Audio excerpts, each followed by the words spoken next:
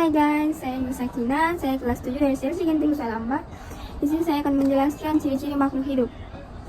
Secara umum, ciri-ciri makhluk hidup yang ditemukan pada makhluk hidup adalah bernafas, bergerak, makan dan minum, tumbuh dan berkembang biak, mengeluarkan zat sisa, peka terhadap rangsang, dan menyesuaikan diri terhadap lingkungan. A. Bernafas, yaitu menghirup udara yang diantaranya mengandung oksigen Q dan mengeluarkan udara dengan kandungan karbon dioksida CO2 lebih besar dari yang kamu hirupkan. Kamu dapat merasakan kebutuhan bernafas dengan cara menahan untuk tidak menghirup udara selama beberapa saat.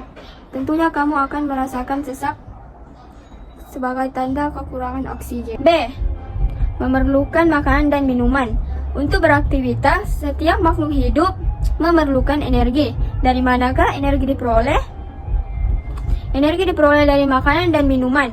Jika kamu tidak makan dan minum, kamu akan merasakan sakit, lemas, dan seluruh badan akan bergegar dan pingsan. Itu sebagai tanda kamu kekurangan air dan minuman. Lanjut C. Bergerak. Kamu dapat berjalan, berlari, berenang, dan menggerakkan tangan. Seperti yang kalian lihat, saya sedang menggerakkan tangan. Itu ciri sebagai tanda bergerak. D. Tumbuh dan berkembang. Perhatikan tubuhmu. Manakah tinggi masa tubuhmu sekarang dengan tinggi masa tubuhmu masih kecil? Tentu saja tidak sama. Tinggi dan masa tubuhmu akan bertambah seiringnya bertambah usia. Proses ini disebut dengan tumbuh. Hewan juga mengalami hal yang sama. Contohnya kupu-kupu. Kupu-kupu bertelur. Telur kemudian menetas menjadi ulat. Ulat menjadi kepompong. Kepompong berubah bentuk menjadi kupu-kupu dan akhirnya berkembang menjadi kupu-kupu dewasa. Seperti kucing peliharaan saya. Ini foto dia yang berumur 6 bulan lebih dan ini berumur 1 tahun. Dan yang sekarang. Kalian bisa lihat perbedaan. Kita lanjut ke E. Berkembang biak atau reproduksi. Kemampuan makhluk hidup untuk mengelola keturunan disebut berkembang biak atau reproduksi. Berkembang biak bertujuan untuk melestarikan keturunan agar tidak punah. Sebagai contoh, kamu lahir dari ayah dan ibu.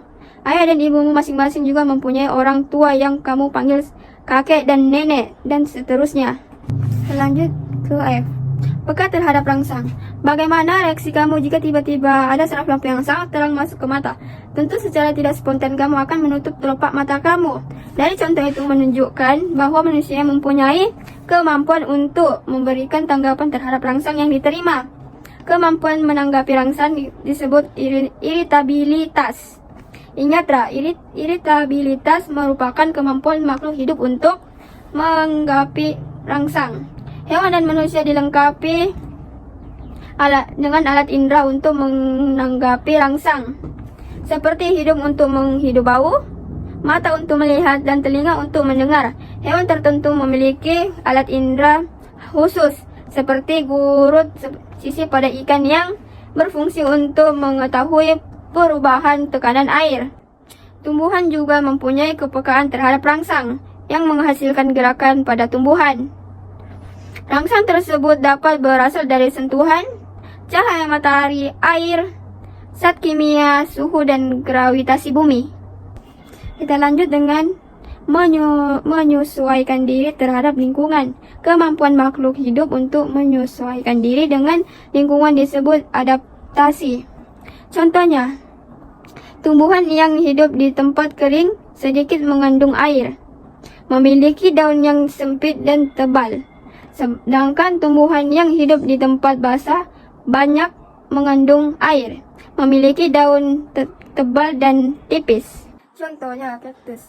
Kaktus yang hidup di padang pasir atau di area kering dan panas dalam waktu yang lama tanpa air. Mengapa kaktus bisa bertahan hidup dalam waktu yang lama? Karena kaktus mempunyai air yang disimpan pada tubuhnya. Seperti juga beruang kutub. Beruang kutub adalah spesies beruang yang hidup di wilayah Antik. Mereka juga sering ditemukan di atas laut yang di sekitar pantai. Mengapa beruang bisa bertahan hidup di cuaca yang sangat dingin? Dan bagaimana beruang menjaga kehangatan tubuhnya?